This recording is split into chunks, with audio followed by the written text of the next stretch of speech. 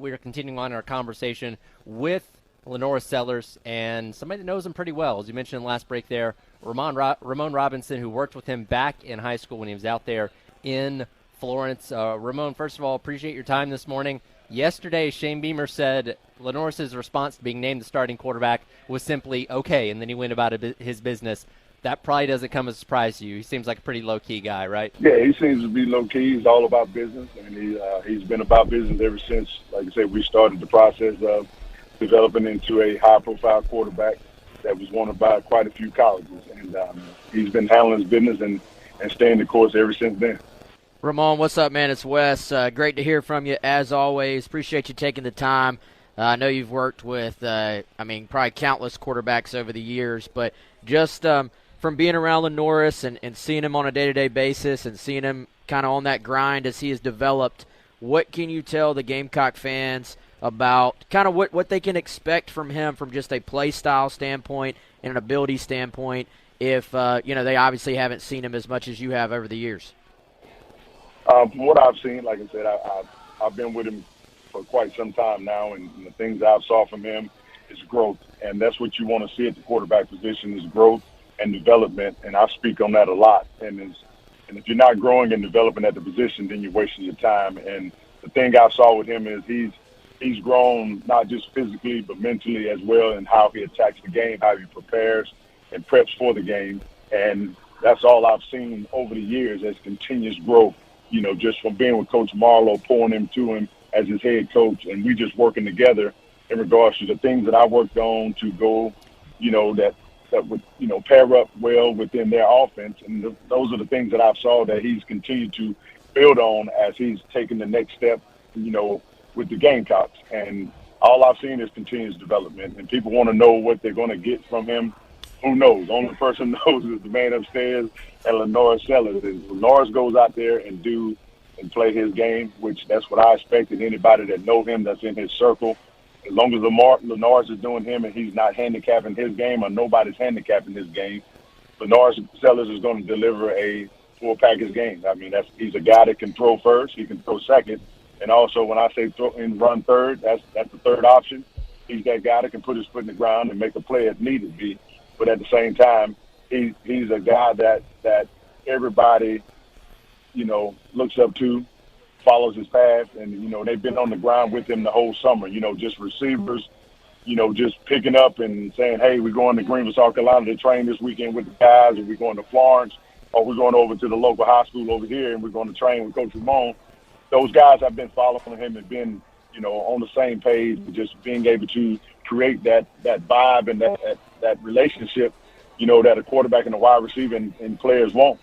And what people are going to see is as long as 16 being 16, everybody in the Gamecock Nation is going to be a very happy family.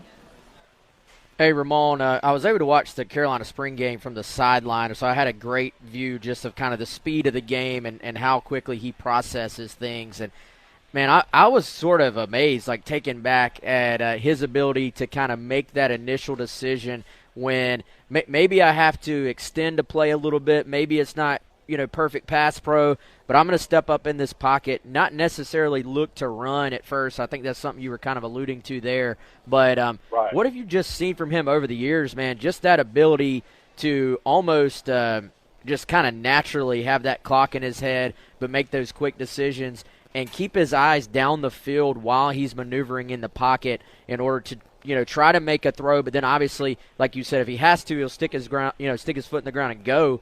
But I just loved his ability to keep his eyes down the field as he's extending plays. Right, and that's the thing.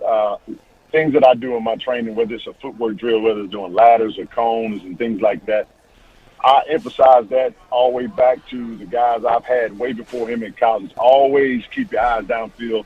I'm not worried about if you hit a cone or if you hit the ladder. Your goal is to keep your eyes down the field, because I look at you hitting a cone or a ladder as just like the defense is tugging at your shirt, your leg, and so forth. But that's not your job. You mean not your job, but you're not going to just stop in your tracks just because somebody's pulling at you. At the same time, your job is to continue to keep your eyes down the field to see what the defense is doing as you're escaping out the pocket or making a pocket movement.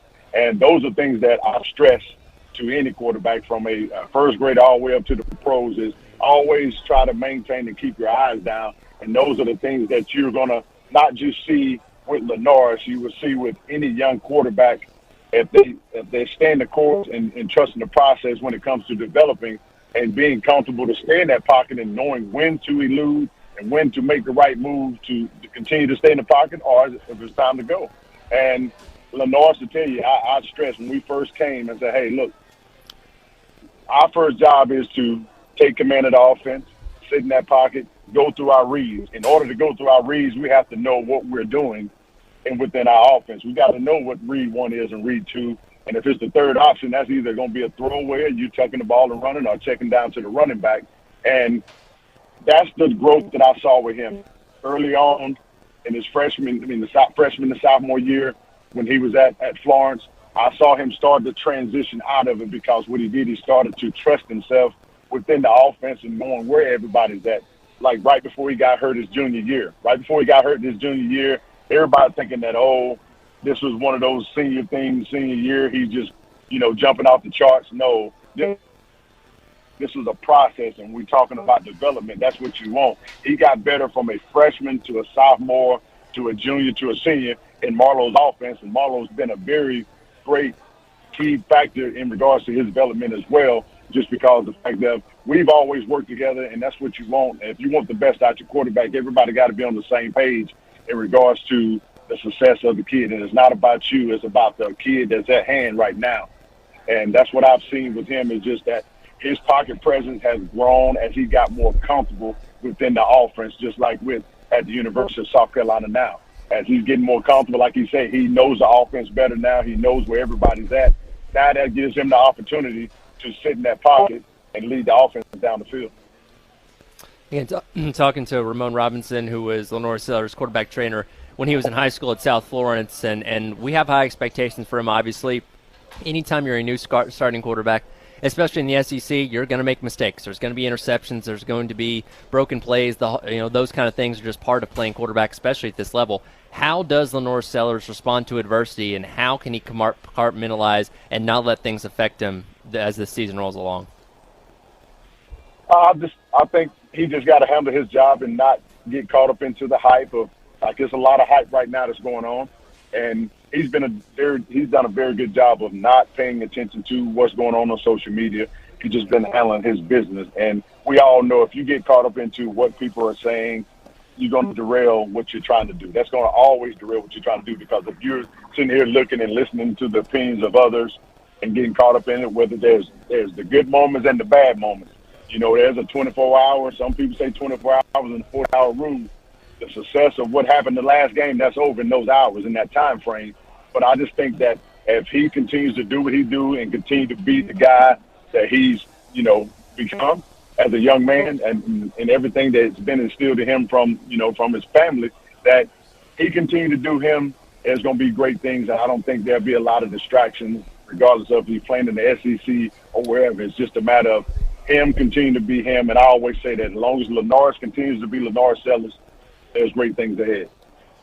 Well, Ramon, I think we've all been very impressed for everything that we've seen and heard out of him up to this point. Very excited to see what he's going to do when things get rolling next Saturday against Old Dominion, and what this redshirt freshman season is going to look like for him. Appreciate your insight, and we may be checking with you on down the road as well. Yes, sir, and thank y'all for having me on.